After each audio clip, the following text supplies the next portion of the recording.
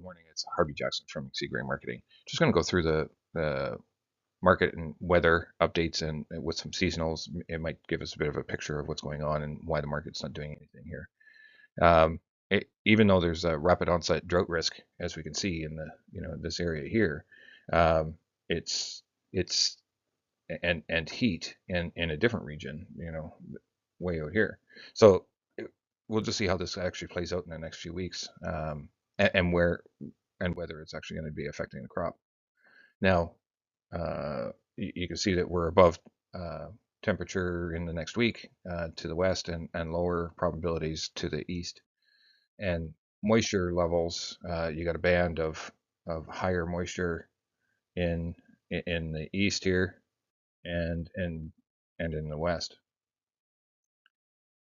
And the reason I'm kind of going through this really quickly is just where is the above and below moisture conditions.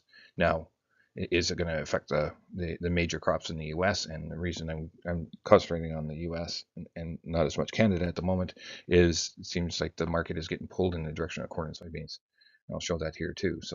Um, so where is the soybean production area? As you can see here, um, it's you know, this is the major region, and if we recall, the weather and the heat is not necessarily in that area. It's more in this area over here to here, right? So anyway, and the same thing with the corn. You see where is the major growing region of the corn, and it's primarily going to be missing some of that heat.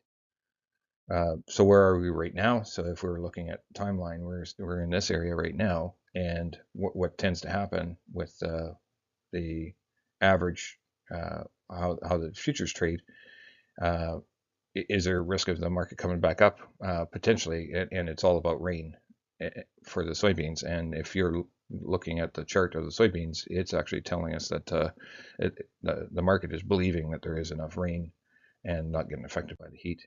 Corn silking, we'll find out later today, but we're in this region right here, and uh, the market is actually accepting most of the plants have pollinated and is now producing seed. So here's corn, just a different map. Again, the same idea here. So, but you can see what normally happens as the markets progress over the 15, 5-year, 30-year patterns. It does go down into the harvest. So I might as well show the canola where we are here. We're right in here, and if we overlay the soybean with the canola, this little bump here is the uncertainty of the potting for soybeans, I believe, and then harvest pressure, right? So, and if we look at spring wheat, we're right in this range here with more downward pressure. So as we see it, the market's actually traded at quite a range today. It's only $2.50 down. Rapeseed is actually unchanged and a little higher on the front month. So there might be some stories to get told around that maybe tomorrow on how uh, the rapeseed is actually spreading out a little wee bit. Soybean oil down a third of a penny, palm oil down, crude oil unchanged, soybeans down 13 and a half cents, and your wheats are basically flat. Canadian dollar flat as well at 72.4 cents. You can see that there was quite a leg here, a long line on Friday. Uh, Not a good day for the canola market at all, and it showed up in the European rapeseed as well the Friday and today.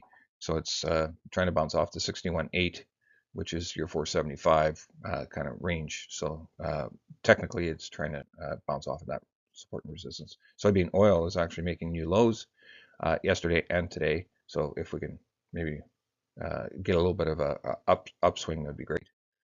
Palm oil basically flat. It's got its own story, and obviously it's not getting pulled around by the soybean oil in the same extent, or uh, some of the other oil seeds.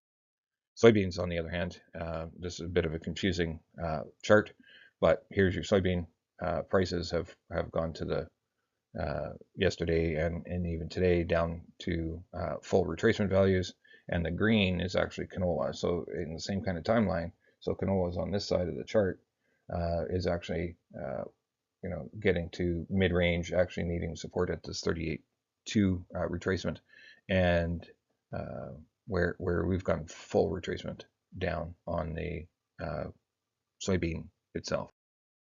Here's rapeseed minus priced in Canadian dollars minus canola. We've got a little bit of a leg up here, but you could probably still say that it's in this fairly entrenched channel, and thus what that's telling me is canola is $76 least expensive than the European rapeseed, and they're in the midst of harvest. So here's your spring wheat, trying to get back to the full retracement down to 100%, and we're not far from there.